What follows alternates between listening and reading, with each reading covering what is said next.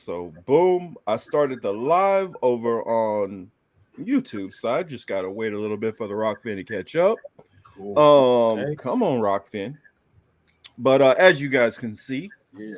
we have a very, very special guest with us. A man who everybody in independent media knows his name by now, and definitely has used his work at least some point or another.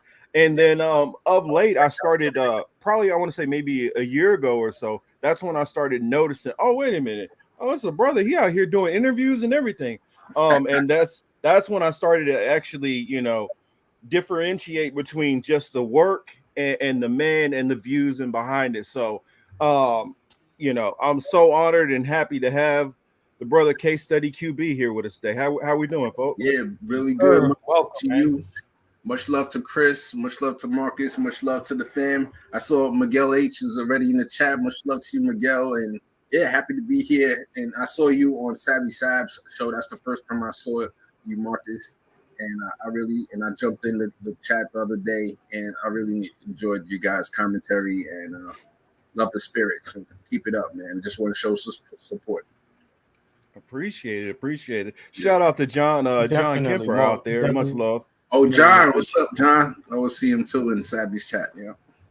Yeah, I mean, it's kind of funny. I remember Sabby because, like, me and Sabby kind of go back a little because when she kind of first got with RBN, her JB Font and CJ before he left were the ones I was kind of like cool with and I talked to on a regular basis because I kind of been around a little bit before they have, but since I do my show we only do our show like once a week. It don't really help the algorithm to grow as fast as some of the other channels, and so. Well, plus we're a little controversial too sometimes, but but as we've kind of just chugged along, It is what it is. our name is getting out there a little bit more. Okay. Cool. Yeah, man. I just love seeing independent media because we get to talk about things that mainstream media don't like to touch, and we like to really dig deep into those type of subjects.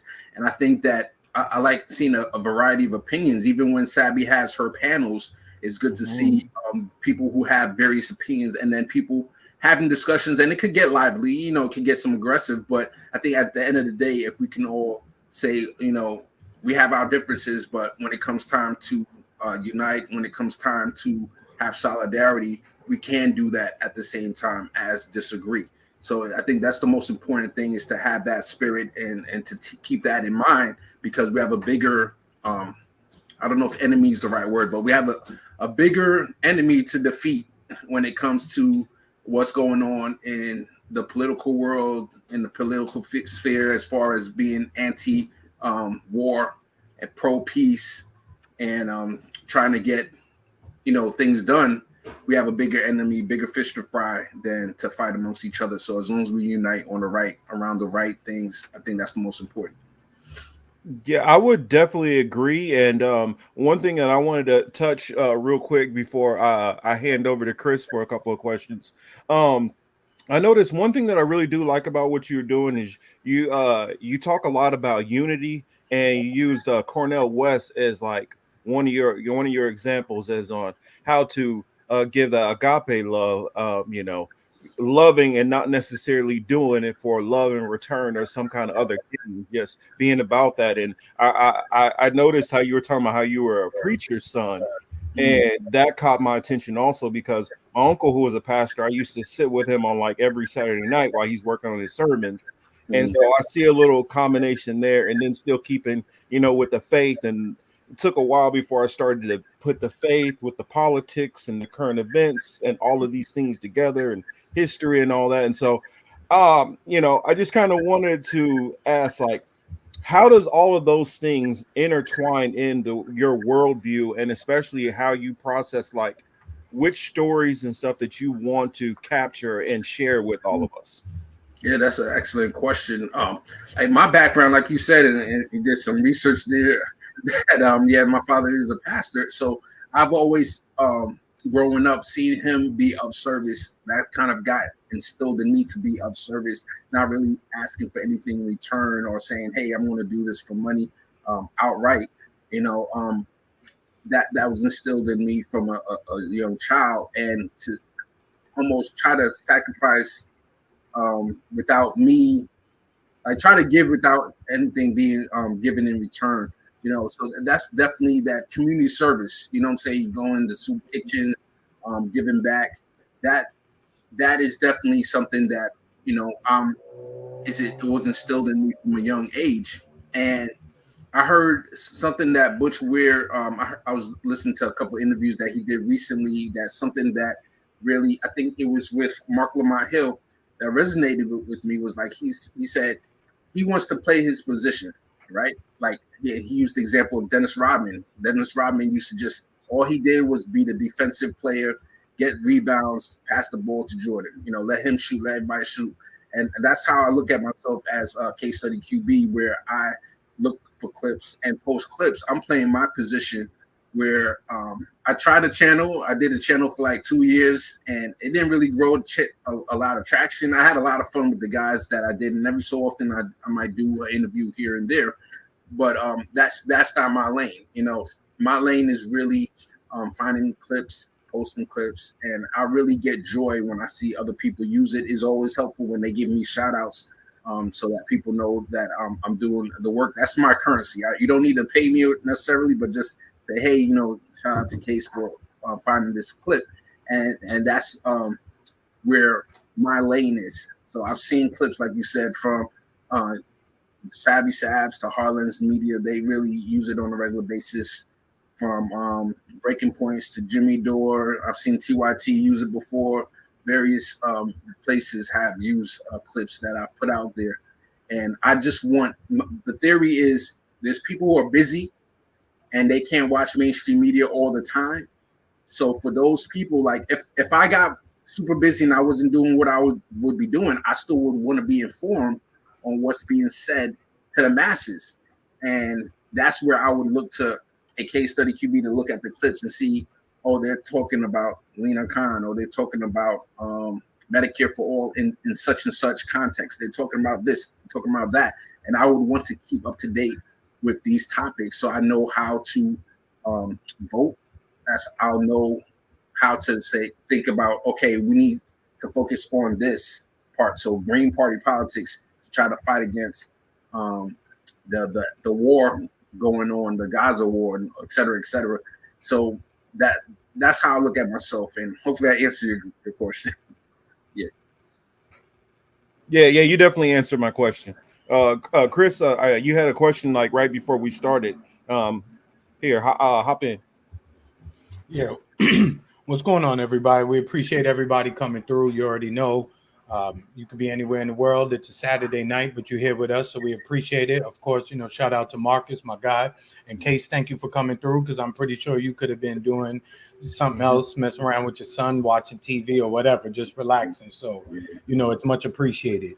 And with that being said, prior to us coming live, we were just talking like in the background or behind the stage, if you will. I was just asking I know you're located in Jersey, so I was wondering, I know what the situation is in New York with the migrants. What's it like over there in Jersey, or at least in your part? Yeah, where I am, I don't see a lot of migrants, even though I live in a progressive area. And when I go into the heart of the city, I do see, unfortunately, people kind of where you would see homeless people hanging around. You see people there, and it's not as bad as in New York. Everything that you see on the news, that's exactly what's going on over there, and it's tough. It's tough. So yeah, we have seen the influx. My concern is how to help people. Like I said before, community service, whether or not it's a toll. I mean, thankfully, it hasn't been a toll as far as what I've seen in Chicago, where they're literally taking schools that the excuse was, oh, we can't continue to have people in these schools, so they board down the school. The schools are not being used, and then now they have an influx of migrants.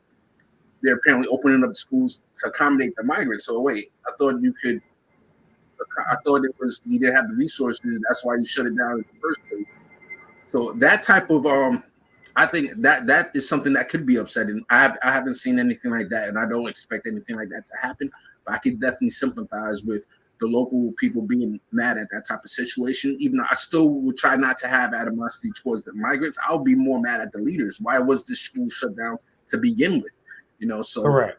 yeah, that's what's going on. No, it's funny you brought up Chicago because my brother basically he just went to Chicago to catch the Yankees and I believe it was a Cubs game or maybe it was a White Sox, but either or he went and he hit me back and was like, "Yo, Chicago looked crazy like New York does," and I was like, "For real?" He's like, "Yo, they everywhere. The encampments are just on corners." And again, we are people who are used to this.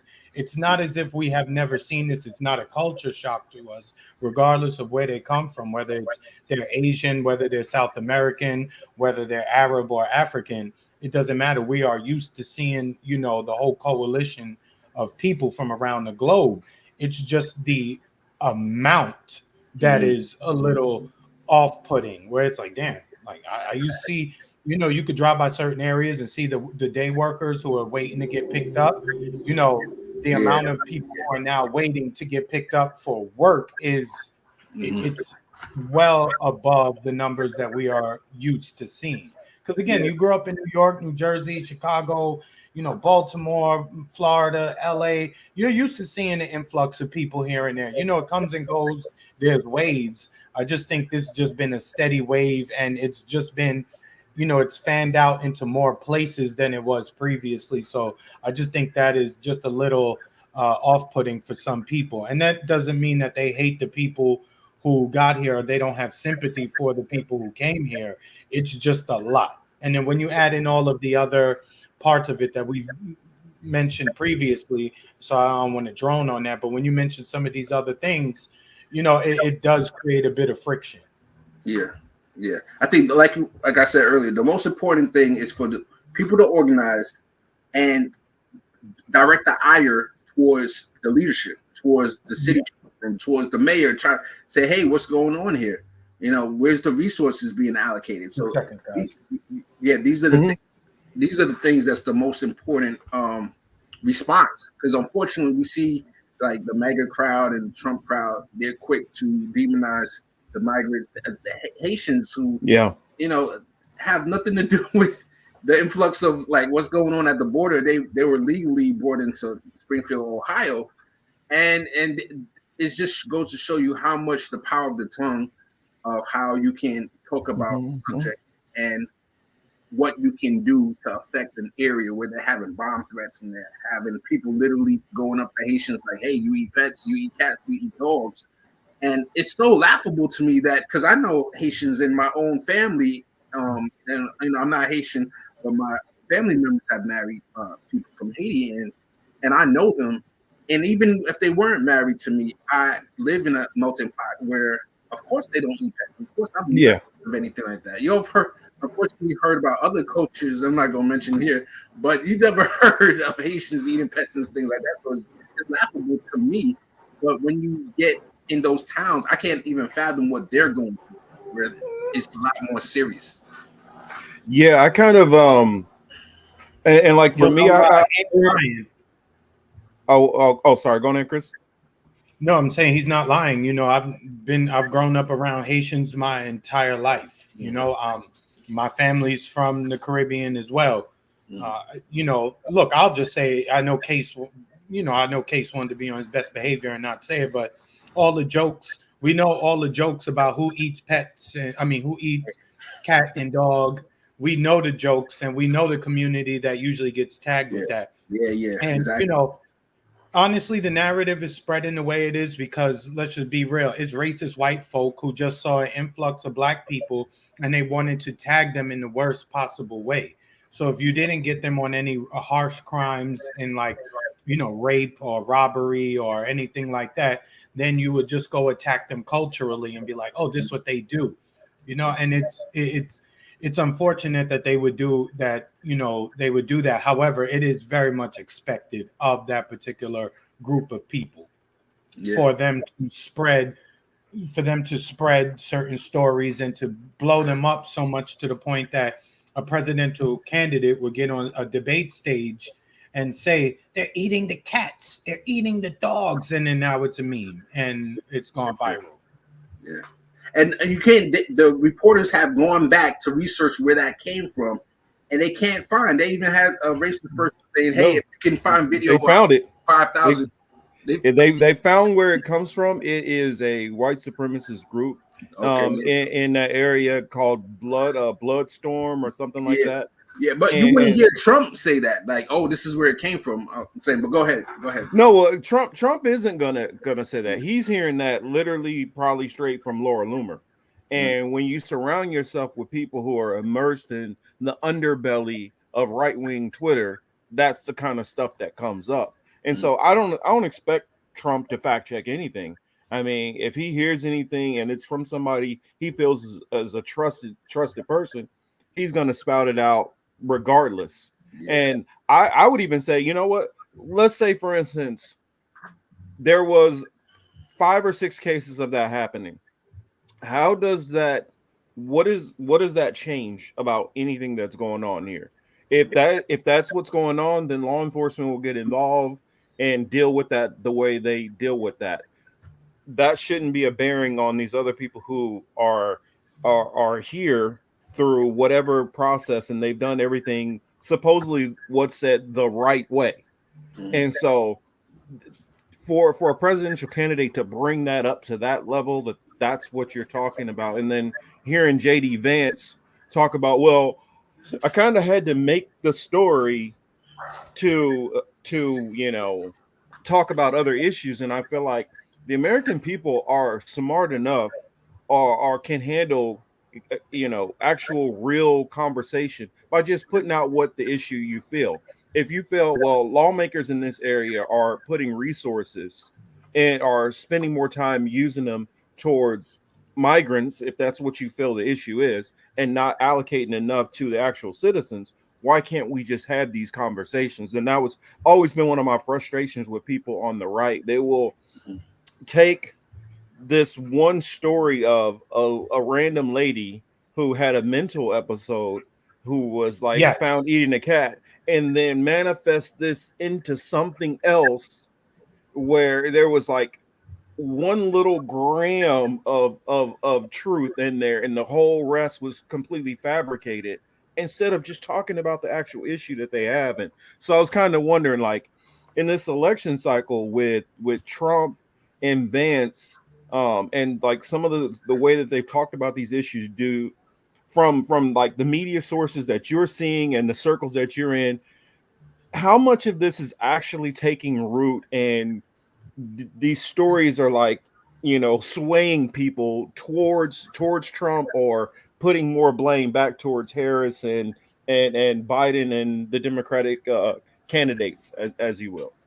The results that I've seen, through watching the clips, like I even watch a lot of YouTube. Also, I'm a political junkie all around, so I watch a lot of mainstream cable news, but I also watch a lot of like Breakfast Club and a lot of YouTube channels as well. And I know that I saw like DJ talk about, he had a Haitian DJ that mentored him growing up, and he said that Haitian DJ literally had people coming up to him and saying, "Hey, you guys eat cats and dogs?" Like asking these crazy wild questions, and then we see the real consequences of this kind of talk, where you're getting bomb threats, you're getting schools have to shut down, you're getting different establishments have to shut down because of the threats. While at the end of the day, the real light should be on why they're bringing in the Haitians to this area. How much are they paying the Haitians? Because I'm not mad at legal migration, but are they exploiting those same? Excuse me. Are they exploiting their labor? How much are they getting paid per hour? Are they getting paid $7.25 an hour? Or are they getting paid a living wage at 25? I don't know about Springfield, Ohio specifically. It seems like it's a small town, so maybe $20 an hour is decent for you to live. So how much are these guys getting paid, and how much breaks are they getting? I wish the emphasis was more, or not even the emphasis, but some of the discussion was asked by CNN reporters, MSNBC reporters, to dig in a little bit deeper on that side of the equation. But outside of that, just what everybody else have been seeing. That's what I've been seeing. But something that came to me when you first was talking about how this blew up, I was like, wait until AI, people start using AI where they just fabricate stuff. You know what I'm saying?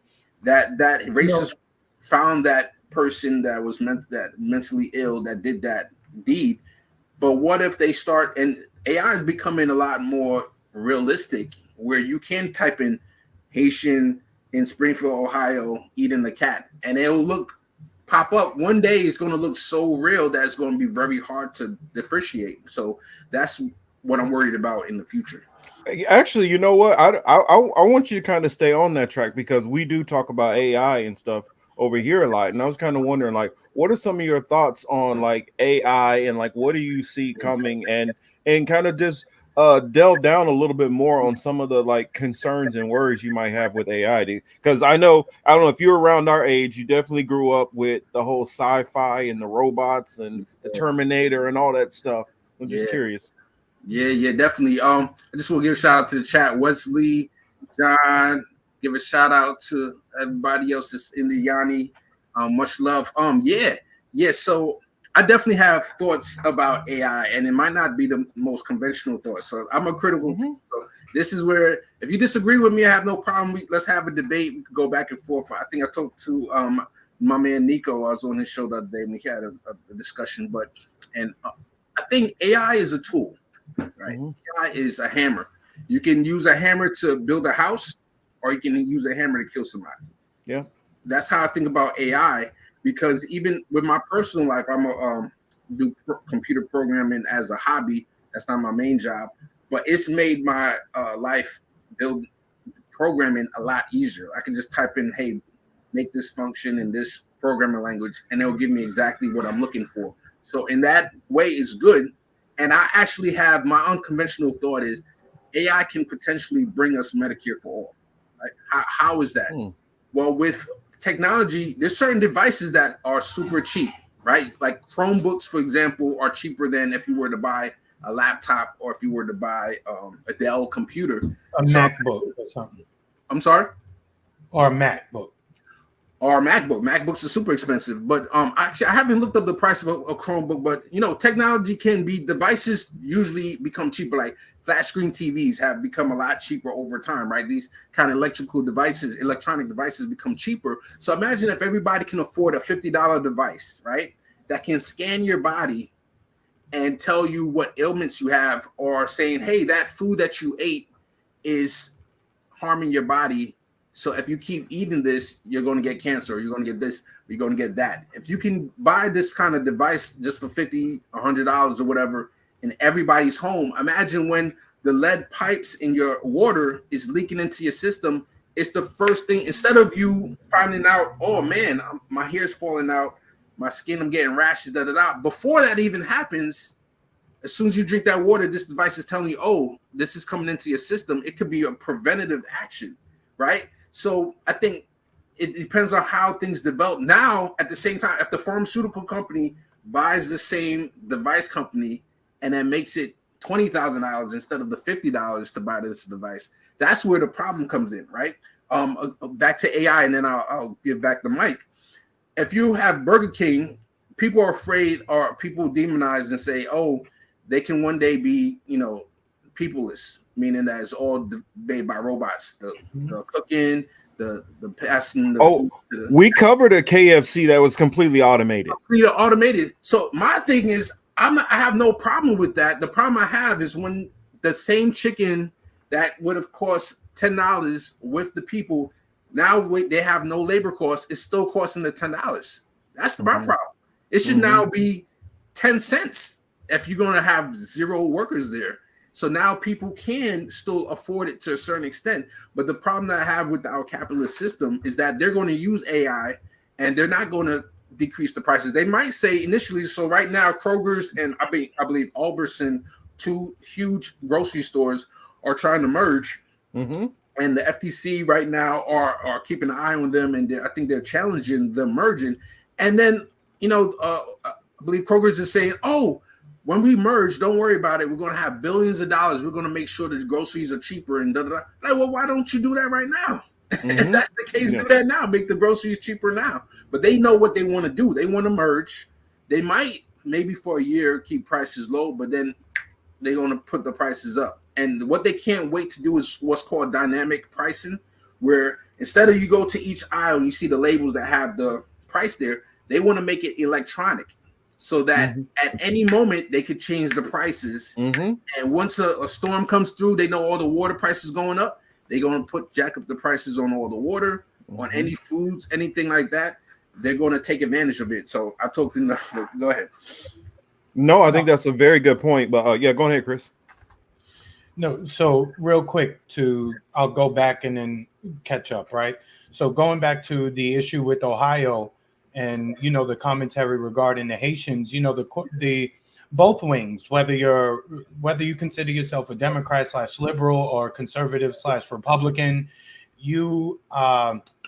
they're very easy to convince that the sky is falling, right? As long as it's somebody they trust, who they like, as long as they're the ones delivering the information, they'll believe it. Think of Rachel Maddow telling them that Russia's going to cut off your electricity or your hot water, right? Think of the right wing, them saying Obama's going to come and take your guns. Each side believes both bullshit. The question that they're not asking is, well, who owns the real estate who is putting up the Haitians or any migrants for that question? Who owns the real estate? And then secondly, are you if we all agree that politicians only serve the people who pay them, so are you figuring out who their donors are? Are you figuring out what businesses are hiring them and paying them perhaps maybe a little bit less than you to ensure that you don't have a job? Mr. Local Person, no, but you would just get caught up in the emotions of these undesirable black folks are eating domesticated animals and we can't have this. So they're never able to get to the root of the problem because they're too busy dealing with their emotional response to something crazy as people eating cats. You understand? The questions that they need to understand and the people they need to be questioning never get any questions because they're stuck on that. And it's kind of like the same thing with the Puff situation, which I know at some point we'll just talk about. But it's like it became about lube and, baby oil. You know what I'm saying? It's very easy to get people way distracted. And now moving on to your point about AI, I agree. It is a tool. I see people use it every day in my daily life. I think it's both helpful and harmful. I think it can help make stupid people look quite intelligent. So, I guess for those people, it's a win-win. The downside to that, it will make some people extremely lazy. So I think it's just one of the tools that we need to be very careful in how we use it. And the thing is, ownership of these particular platforms. What safeguards or barriers will they put up with AI, right? Because I've seen people do things where they ask Chat GPT certain questions about particular groups, and the answers that the AI gives back are not what you would expect given the facts that we know. Yeah. So, just to end on that note, I would just say, it's one of these things where we'll have to be very careful and we'll have to watch, how it's being used. And again, just pay attention to who owns what. And that a lot of times when we find out who owns what, then we can kind of tell the direction and where we're going. Yeah, totally. That's where, and much love to you, Nahilo Nostrum. Much love to you. That's where the question is, and what I look towards is how do we organize?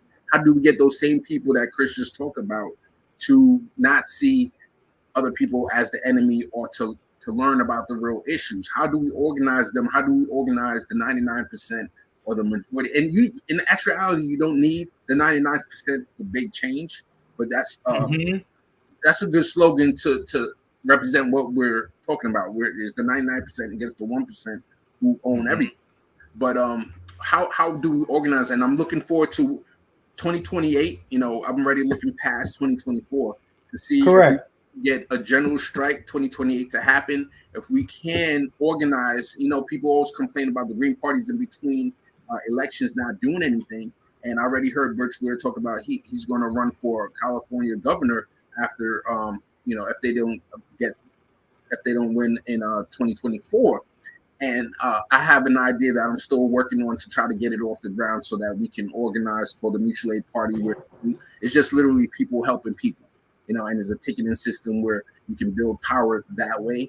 I'm still working on that with my guy Marco, but that's what I'm looking forward to. We talk about all the issues and we talk about the problems, but we also have to talk about the solutions. And nobody has the exact answer, but let's brainstorm, let's come up with different ideas and see which one flourishes, because that's what the elite does. They put up all their candidates every year to find out which one's the best that appeals to the masses, and then they push that person, and then they have that person do all their evil deeds. So we have to come up with a whole bunch of ideas, find out, push it to the masses, find out which one gains traction, and whichever does, we put our energy into that. Yeah, I completely agree. Marcus, let me just jump in real quick, and now just real quick. One, I agree with that. It is a lot easier to discuss the problems than it is to put forth solutions, because unfortunately everybody is a chief, right? Everybody's the boss. There's not enough workers, not enough support staff.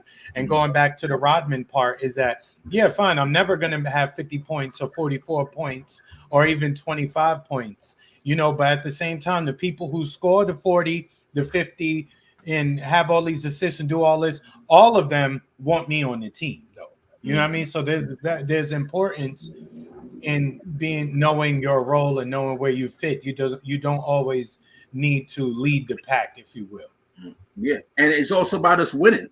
I don't care who gets the 40 points as long as we're winning. Whether I'm at the number 15 on the bench, meaning I'm not playing at all, or whether I'm part of the rotation, I don't care about my personal stats or whatever. I just want all of us to win. There's a time when I'm a Knicks fan, so Melo would get his 30 points, but then we lose, right? We still lose even after he gets all the points. So what's the point of having that player that's going to go to the All-Star game every year, that's going to get his points, but then we don't make the playoffs, so we don't win the championship?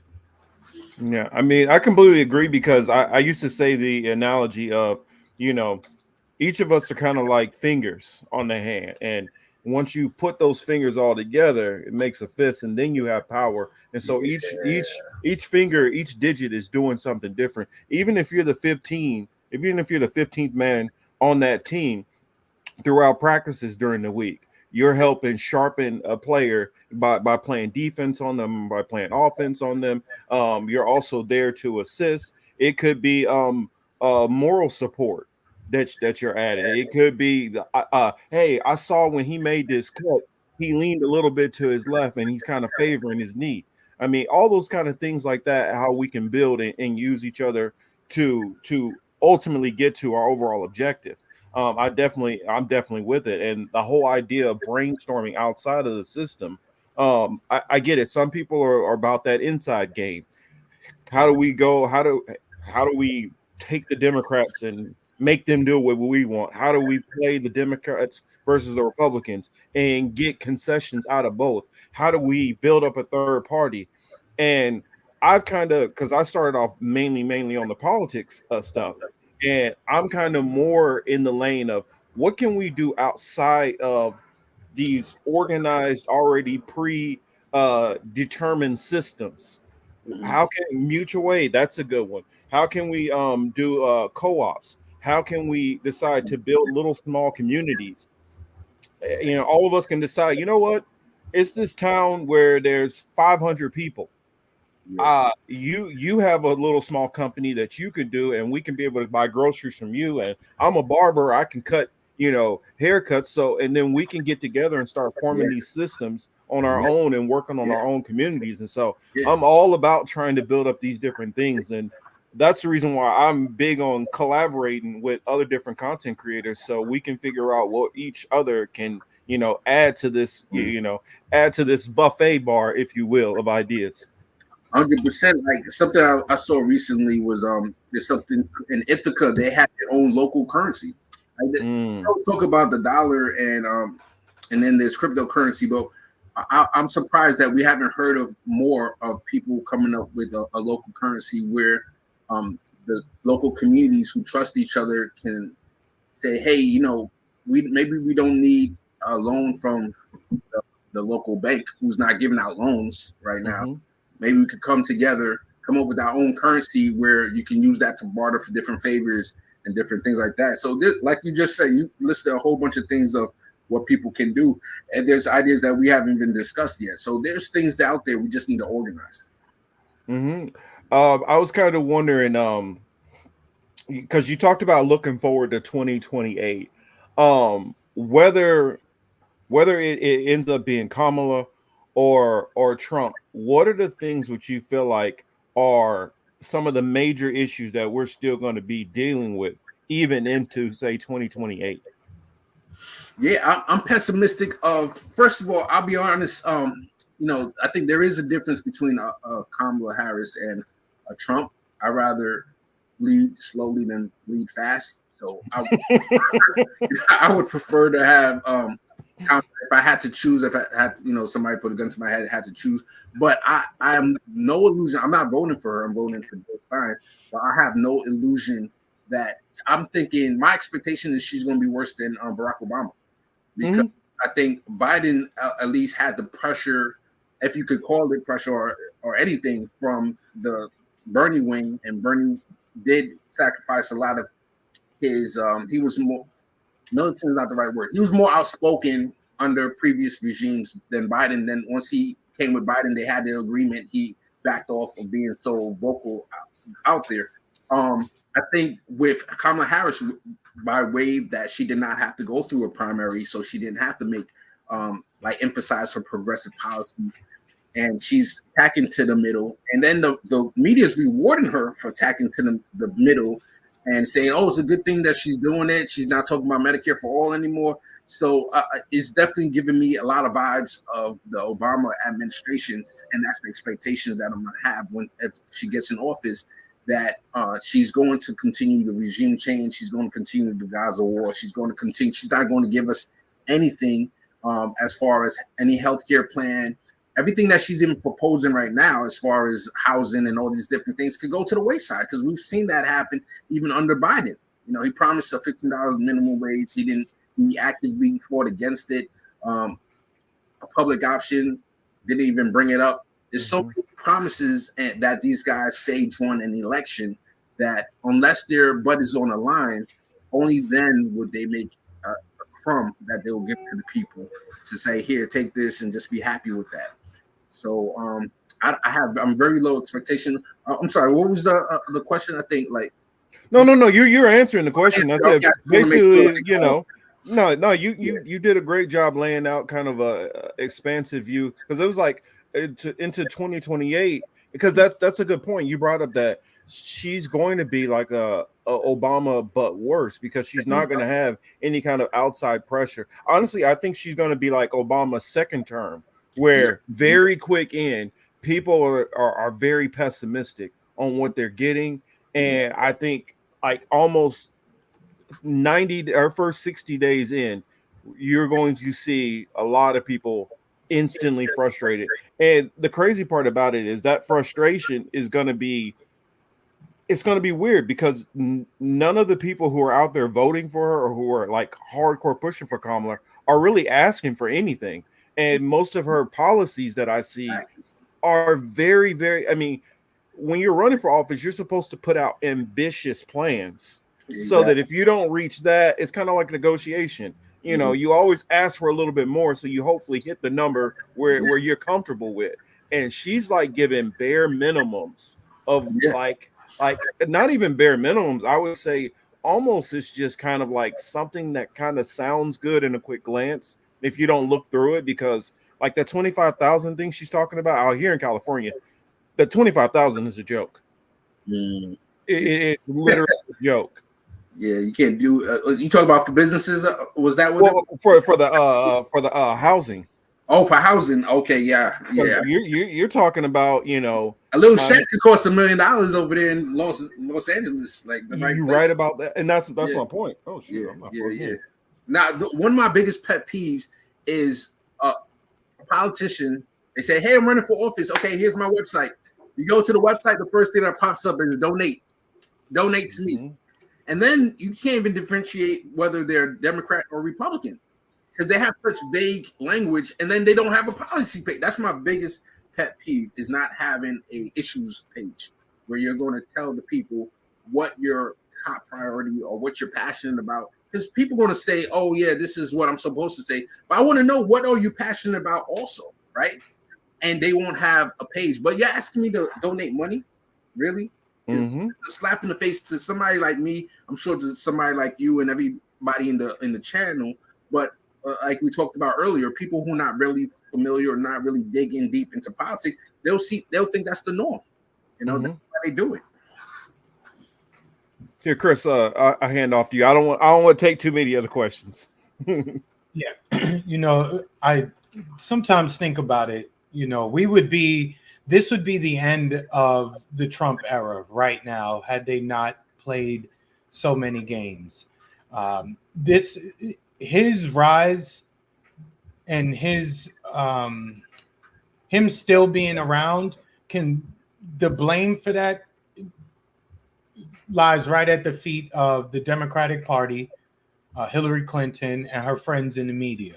This 100% their fault. And you know, it was funny. I don't know if you guys saw it earlier this week, where Hillary was doing some kind of interview, and she basically was chastising the media for not doing more breakdowns of the things Trump says, or more fact checking as it relates to Trump. And I'm like, damn, we saw all the emails with your whole team telling all of their media friends, yo, get this guy on screen, keep him on TV. This is good. We can beat him. So it's the fact that he's still around just goes to show how inept they are politically. And two, it just goes to show how little interest they have in actually governing for the majority of us.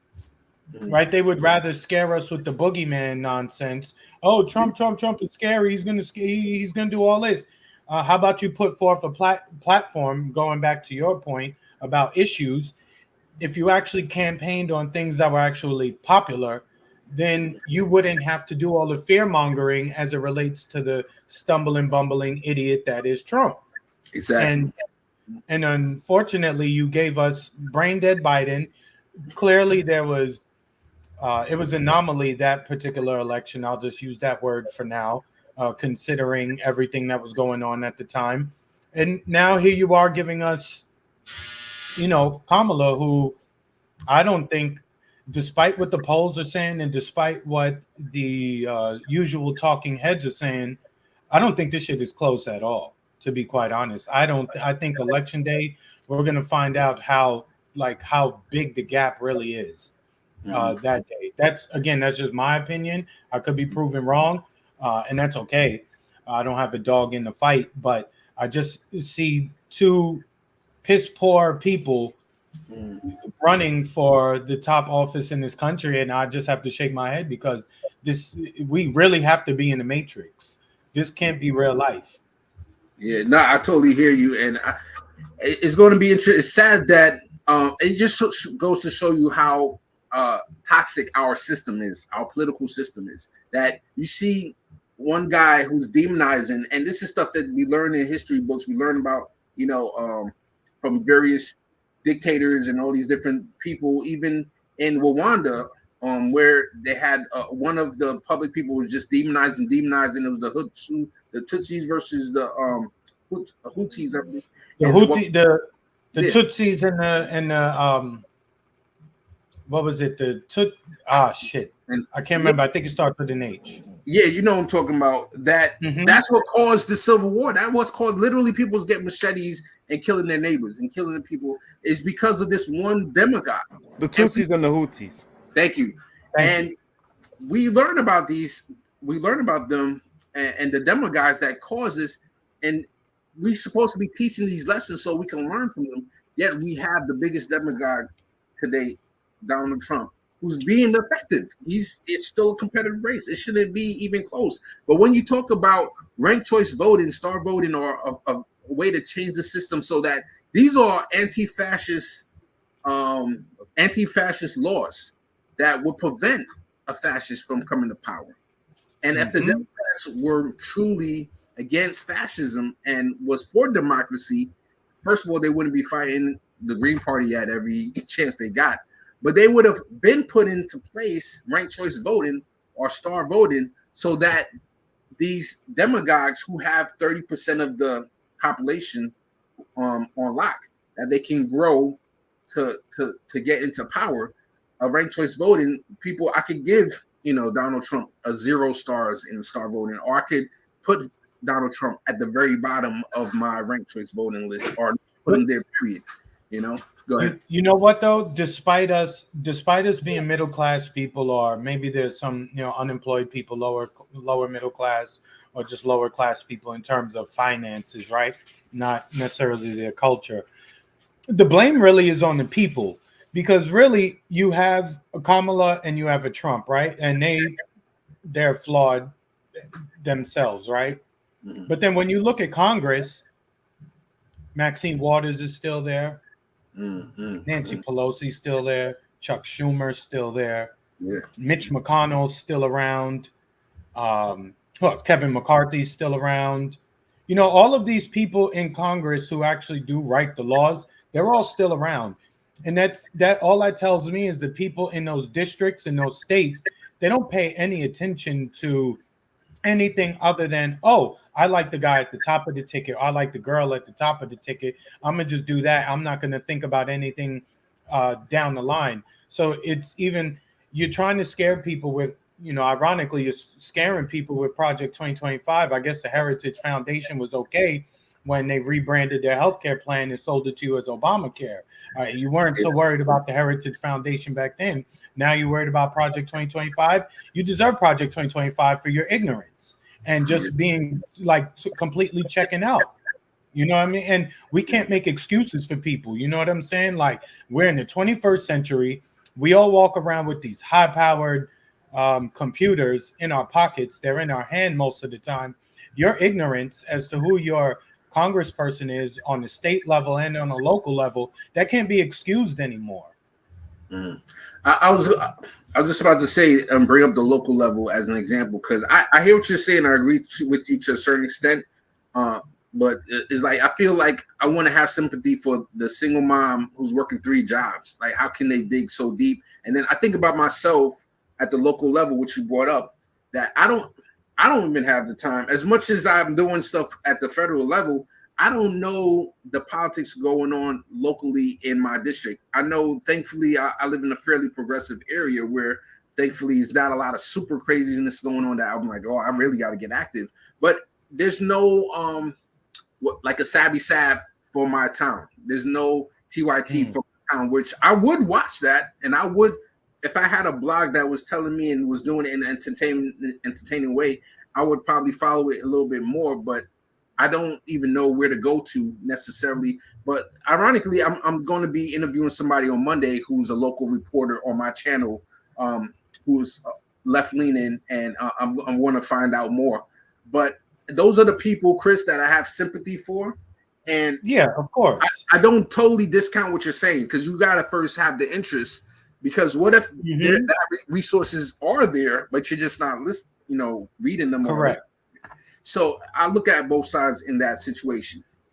And just to add to it, and same thing for me. I say what I say, but obviously I'm making the exceptions for the people who are really just grinding, nose to the floor, feet on the street. You know what I'm saying? Just really don't have time to do much of anything. Obviously, those people, they're busy, but it's the well-off people who have time to attend these town halls, and they're very well informed and involved in things in their neighborhood and their towns or their cities. I'm talking about all those people, because then when election time comes, they either don't show up or they continue to vote for the same people, and then they cry about things not changing.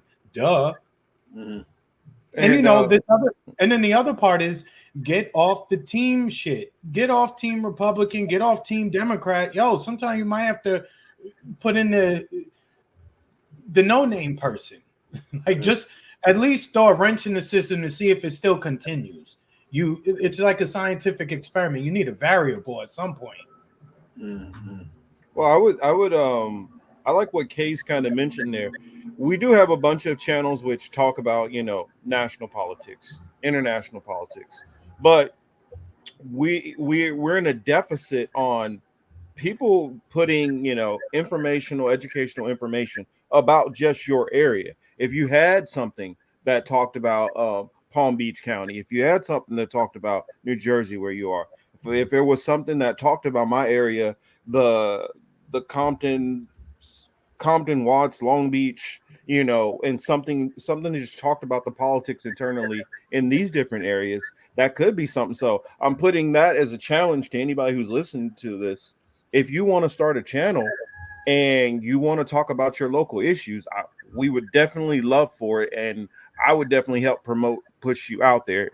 But I was going to ask Case, as far as how you're seeing this election right now, which way do you see it kind of going? Because I know it's close, but if you had to say, off of what you're seeing right now, you had to bet on who you feel will probably win, who do you see winning? Because I mean, I'm having a hard time figuring out, so I'm just asking. That's a good question. Of course, if we do have an all-out war in the Middle East, depending on how the current administration reacts to it, I think that can influence the election big time. I can't. I always, matter of fact, I want to bet when I with a guy that's vote blue no matter who at my job. I said, "There's no way Biden is going to stay in this race. There's no way." He's like, "No." He couldn't fathom somebody else, him dropping out and somebody else taking the place. So I felt very strongly about that. So now Kamala's in the race. I feel like it's really tough to go back to Trump, and I would lean towards Kamala winning more than anything, but it is close. And like I said, as far as the Gaza war, that's a big variable. That's out there. But the sad thing, Marcus, is that she could win easily. She could be way further ahead in the polls if she did a couple different things. If she had a stronger policy, if she had somebody from Palestine speak at the DNC. I mean, when she first became the nominee, just was strongly against the Gaza war continuing, but said, "Hey, this is going to be my policy. We're going to put in place," and she could be vague about it, but we're going to put in place more. What's the word?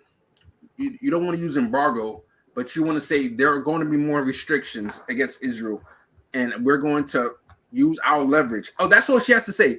America, when I'm president, America is going to use our leverage on the Israeli side and on the Palestinian side to make sure that this war ends. So, and you can see how I verbalized that. I use both sides, but the key to that would be you're going to use that on the Israeli side because there's zero leverage right now by the Biden administration. So basically, if I'm putting on my political cap right now, not my activist cap, so nobody crucify me in the chat or whatever.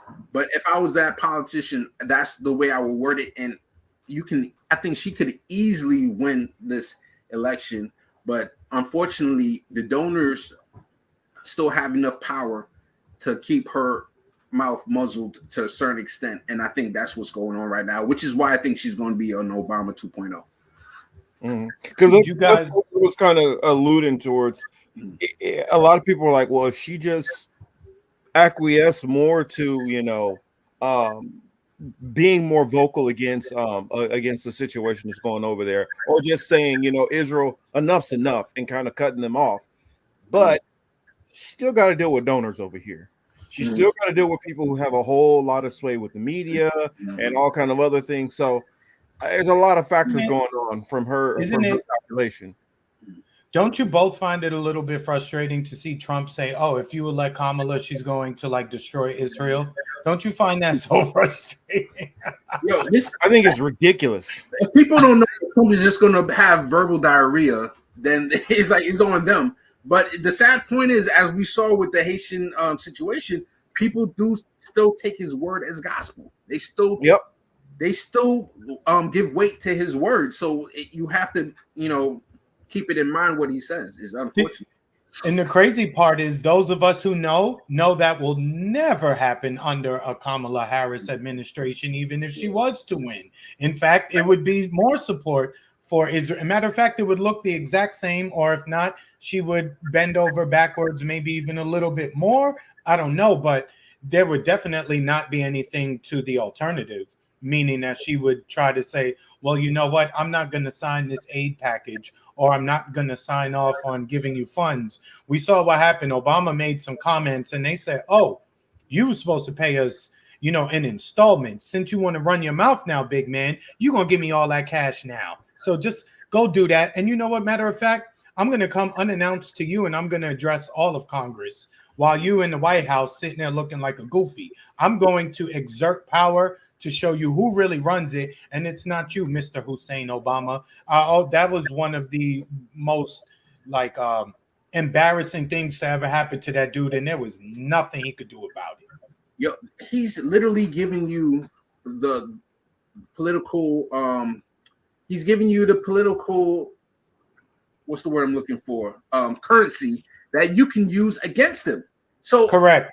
How many Democrats? Because there's a pro-Israel Democrat constituency. W. Schultz, et cetera, et cetera. These type of people who are for Israel.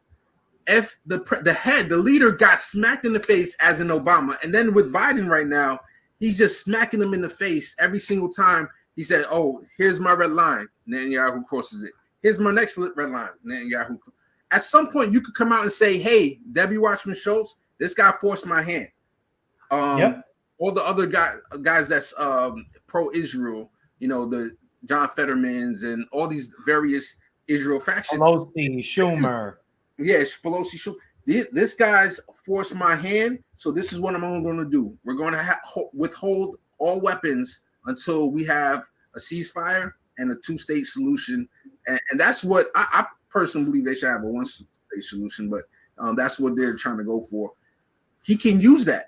And nobody would be mad. From Morning Joe to the CNN bros and the CNN people over there, everybody would be understanding because everyone knows who Netanyahu is at this point. He showed his behind. It's just that Biden doesn't have the courage to use it. Well, that's the only area I was use it. That's the only area I would slightly push back, and I wouldn't be me if I didn't say this, and the audience knows probably where I'm going to go with this. I believe that America is the vassal state to Israel. I don't believe it's the other way around. Okay, and so that's what I just said at the end. You saw that, right? I was like, maybe he wants to keep it going. But go ahead. I don't believe that they really. I believe that over years, the power dynamic is shifted and shifted and shifted to a point of when people talk about, well, Reagan, he just made a phone call and it dropped. This isn't 1987 anymore. I mean, we're not. Things have changed massively when you have AIPAC can literally go out and brag that if you go against us, if you even slightly criticize us, you will lose your seat. Yeah. It wasn't like that, a couple decades back. Yeah. And I think that we just sitting in a new reality. And also, I mean, I heard Kim Iverson the other day talking about how she was going to do an interview or something, and how the producers were almost like, no, we're pro-Israel. We're pro-Israel. It wasn't like a genuine we're pro-Israel. It was like a fear.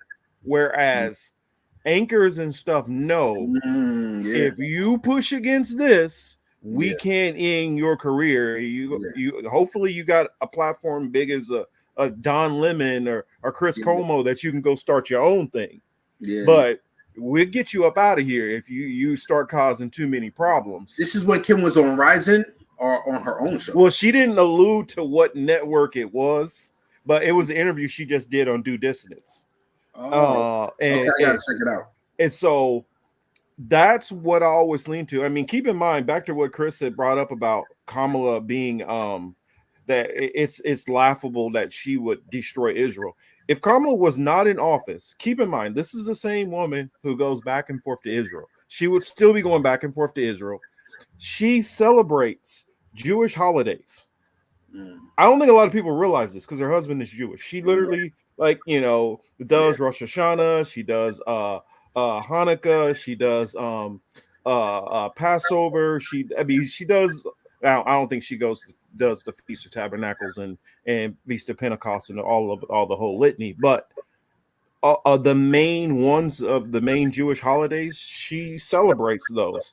She's very heavily, involved into the Jewish community. So to think that somebody who in their personal life is this much invested into a community is going to be a person who's just going to destroy the community, it's laughable. Yeah. That's why I'm optimistic, even though there's so many things to not be optimistic about seeing the Green Parties go on the Breakfast Club, to see Jill Stein on man, his name slipped me, the guy from Fox and from Britain, Piers Morgan. Piers Morgan. To see Jill on his show, which could be considered mainstream. They got over 1 million subscribers, and I think you could consider it mainstream media at this point. But to see different doors opening, how much more doors are going to be open 2 years from now, 4 years from now. Now, of course, there's going to be that power structure that's going to try, I believe, is Operation Paperclip, where the CIA try to take over the media and they are influence the media. So that is still there. So, and we can see it in real time. I remember when YouTube was laughed at by mainstream media reporters. This is about 10 years ago, that people was like, "Oh, you got a YouTube channel? That's nothing." Now it's the thing to have. You got you. Don Lemon went straight from CNN straight to his own YouTube channel. So now, and at the same time, the YouTube president, I'm sure, had a handshake agreement with whoever it is, and they even came out publicly where they had what do they call it, authoritative content. Authoritative content that is now being pushed. Literally, Marcus and Chris, I remember when TYT was the prominent like progressive news shows, and they had various Tom Hartman was on at the time, and I remember MSNBC had like 13,000 subscribers for years. CNN 15,000 subscribers for years, and then all of a sudden, boom! You see them just popping up after. I used to watch, on a regular basis, and I still do to a certain extent, the TYT, the Kyle Kalinskis of the world back then, and it will continue in that vein. But then all of a sudden, a CNN will pop up out of nowhere, and a Fox, not Fox News, but like a MSNBC will pop up. That still happens right now. I watch. But that's the point. That's what I'm saying. No. That not being the case, and now that is the case. But go ahead. No, I think what he's putting out that's actually illuminating, because I didn't even think about this point, that MSNBC and the CNNs used to have like 12,000, 10,000 subscribers, while these other channels are sitting here with 300, 400,000 subscribers. Organically growing. And then all of a sudden now CNN has jumped up to the 4 or 5 million. It didn't used to be that way. And I'm thinking about it. 10 years ago or so, 15 years, or when YouTube was first coming around, I can't put an exact number, but I do remember a lot of those people who I listened to early having much bigger follower bases. And MSNBC, it didn't pop a MSNBC video afterwards. And I've noticed that it's went from not only in the news and politics to every different demographic that you have on YouTube. So whether it is news and politics, whether it is sports, so like if you're just talking sports, ESPN video pops up, NFL Network pops up, NBA Central pops up, and I'm noticing all the way across the board, even because like on my other channel, Hebrew Apologetics, the major super pastors, their videos are popping up now after videos which I was watching. And so I'm noticing that authoritative content thing, they did that across the board. Yeah. I wish there was a way, maybe whether through regulation or whether through the free market, where there's, Kit is like the latest like YouTube kind of channel that's trying to grow. First it was YouTube, and then Rumble, you would say, I guess, is Rockfin is also up there. I believe Kit is the latest. But if there was a YouTube alternative that allowed the user to choose their algorithm, imagine that. Or whether it be regulated in that you can manipulate your own algorithm, I think that would be a powerful change, or at least it'll be more transparent on what's going on. What do you think? No, I To the mean, point, I think that's solid. I definitely think that's solid. What do to you the think, Chris? point about to your point about them growing from like 12,000, 13,000, however many tens of thousands of subscribers they had to millions. To Oz's comment here, these are push stats, entirely forced. None of us sought the mainstream. And you know it's fake because most of their audience is tech averse. There's a good portion of the audience of CNN, MSNBC, who are not at all on YouTube trying to watch their programs on YouTube. These are cable TV, remote control wielding people who primarily are watching CNN, NBC, and Fox. So there's no way that the numbers that Fox News shows, that CNN, that MSNBC, CBS, ABC, all of these networks, there's no way that a majority of their viewers are watching their content via mobile device or laptop or computer. Trust me, my father is not watching MSNBC or CNN on his phone or through their YouTube channel. He's not. He's sitting on the couch with his remote, turning the cable box on and watching that way. And just everybody else who are in their late 60s and 70s, they're doing the same. And that would, to me, that makes up the huge majority of their audience. So those numbers are clearly fudge. Well, Yeah. there is that crossover with how the Google algorithm has changed to even promoting those outside. So when you search something, you just pull up video, Mhm. it's putting the CNN video at the top. It's putting the MSNBC, the NBC, the ABCs at the top. But yeah, I mean, uh I know we're kind of running we ran a little bit over, and I don't want to keep you too much longer than I you needed, appreciate but you. it's much appreciated. I definitely want to respect your time, and definitely welcome you back, man. Anytime you want to come through. Yeah. Anytime you want to come through, man, just say what's up and I'll send you over the link. It can be literally doing a live stream. You're always welcome. Oh man, I I appreciate have you one. guys. Go I ahead, have Chris. I got a really, really, really, really important question for you. Okay, go ahead. Sorry, Oh, Marcus. no, Sorry, Marcus. go ahead. This doesn't, really affect Marcus as much. Where the Knicks going to end up at the end of this season? Yeah, I think we're going to be above 50 this season, man. If I could bet it. Matter of fact, I kicked myself because there was a bet early on last season, and I don't really bet. I don't, but I was looking. I'm like playing around with the bets. Like I got, what is it? One of those Don't do it. dual Don't bets. do it. I forgot the name of the one with FanDuel, I think. And Okay. one of the bets was, will the Knicks have over? I wonder if it was 40 games or 50 games. I'm like, yo, they definitely going to win over that amount of games. But I tried to put money on it. It didn't work out. But anyway, I'm not meant to bet at all. But I think we're going to have over 50. And I think you put that we're two suffering Knicks fans. We're finally getting seen the light. Thank God. It's been a while. It's been a very, very bad times for Knicks fans. But, with the Nova Knicks coming out, and I'm very excited to see what they're going to do with Bridges. And we got Julius Randle. It's going to be good to see everybody healthy. So the first game, I believe, is Boston. And I know you guys know Danny Hypon. Mm-hmm. Hypon. He's a Boston Celtics fan, and I met up with him for Sabby's birthday party. And we chat every so often. And then, do you guys know Jordan Sheridan? Jordan Sheridan is a Knicks fan. Yeah. I didn't know he was a Knicks fan. Yeah. Jordan Sheridan he's a cool guy that we actually hang out and watch the Knicks game close by because he's like 10 minutes from me. So So definitely I'm optimistic, and as long as we're not like terrible like how we was in the past, I used to literally I had to stop watching by February. Like every season I start out, okay, let's see how we do, and by February it's like, yo, I care about myself more than the Knicks. And they're taking life, like years off my life with my blood pressure going up and all this stuff. So I was like, let me stop watching and live for my kids and my wife and my family, Well, then since you got that one last question out there, I got to figure. Yeah, go ahead. Jets or Giants?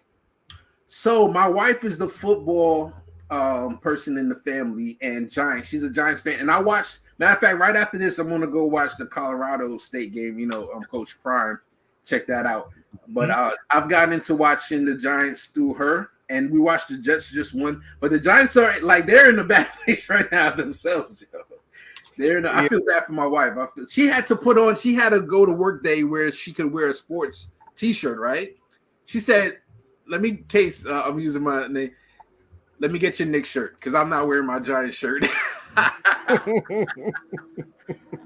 Yeah, because I mean, well, and I don't know if you've seen like on our lives. I mean, we go through all kind of different topics. So sometimes we'll chop it up talking about sports. Sometimes we'll talk about music. So man, definitely, you definitely welcome, and we want to see you over there. We gotta get Nico on your show too, because he's definitely a sports guy. See, Nico's my boy and all that, but I told him, I said, you gotta quit BSing around with me on this time stuff. Like I'll get with you, but you always got these funny times, and I'm like, come on, man, you know I'm on the West Coast. Come on, I'm doing my best, Nico. He's in Brazil, so Nico's honestly, y'all might Colorado look up in a couple of years. Thanks for the score, Kelly. Ooh. But damn, Colorado game. My mom would love that. My mom loves Baylor, but yeah, y'all might look up and see me down there with Nico one of these years. So I'm just saying. Yeah, I want to visit Brazil myself, so I might hit him up at some point as well. I've been told people I'm retiring out of the U.S. I've already given up. Hey, the standard of living might be much better. They might be much better somewhere else. That's for damn sure. You know. But the last point before I head out, if you don't mind, because we was talking about no, definitely go ahead. I saw a clip where it was on Morning Joe, and they're talking about the viewership or screen time, and it's showing that YouTube is starting to dominate over cable news. So even my father, I know Chris, you say your father still watches cable, but and that's kind of how I got into Casestudy QB. Was I used to send YouTube clips to my pops, and I started saying, hey, if I can send this to my pops, then maybe other people can use it. And that was kind of the inspiration for going towards for creating Casestudy QB. But the overall amount of people, even my nieces and nephews, all they do is watch YouTube. So that's I would have been more optimistic about independent media, except for the fact that they have that authoritative news and algorithm where they're pushing mainstream corporate media towards you versus this show, Savvy Sabs, versus all the other independent media. But I'm still optimistic, and it's more about us organizing. So that's why I'm going to leave a note on you guys and the audience that is all about organizing. It's about getting like-minded people like Marcus, like Chris and yourself and the audience, getting us together and taking it to the real world, however that may be, as long as we all play our position, that Dennis Rodman position, that that Butch Weir example that he said, me doing like kind of being the producer for independent media, and then you have charismatic people like Marcus and Chris who are actually doing the shows, but then covering Casestudy QB clips. We build this synergy and we come on each other's channels, and then we say one day we're going to say, hey, let's have a in-person conference. You know what I'm saying? We all meet up in Kansas, we all meet up in LA, we all meet up in New York, and we try to like once a year and try to build camaraderie and build power that way. That's coming. It's coming, guys. And I want that so badly. I mean, and you know what, Chris? So it worked for you. Everybody just do it in New York. A lot of y'all are on the East Coast anyway, and so we could plan this like maybe a year out. I would love to see like all of the independent content creators, especially the ones on the left, and all even the ones who kind of in the middle. But I would really love to be able to have some kind of like Comic-Con of all the content creators getting together in person, because my belief system, I've always been like a doomsday kind of thinker and prepper person of when the power goes down, you're gonna have to actually be able to reach out and have actual real interactions with people, and you're gonna have to actually get out there and go lift some wood and go do some real work. I know, right? And so you need to be able to have a community that can come together when that situation comes up. And so you want to be able to make sure that we're not only knowing each other through the screens. 1,000%. 1,000%. All right. Definitely plug where everybody can find you at, your channel, all that stuff. We want everybody to follow you, because now on Twitter I got you in my notification. So whenever you cool. put out something, so I can Yeah. be able, because since they switch over the algorithm, it's not showing me everybody I follow nearly as much. So I made sure you're one of the ones I want to make sure when you drop a clip, I'm seeing it. Yeah, 1,000%. Yeah, you can catch me on Twitter or x.com/casestudyqb. You can also find me on YouTube. I got a show, and I started to do shows a lot less frequently, but I kind of interview people that I have an interest in, and I want to get their message out there. So I'm going to be interviewing a local reporter this Monday, I believe, at 8 o'clock as well. So definitely check out my YouTube channel as well. Much love to you guys. Keep doing what you're doing, and I will be back. Definitely. All right. So, everybody, this has been the Political Matrix here with our brother, comrade, and definitely I consider him a friend of the show, and hopefully look to see him as a friend in real life. Definitely. Casestudy QB. Again, much appreciation for having you here, my brother, and you have a blessed evening, weekend, and good luck to you, Knicks. I don't have a lot of faith, but good luck. We'll see.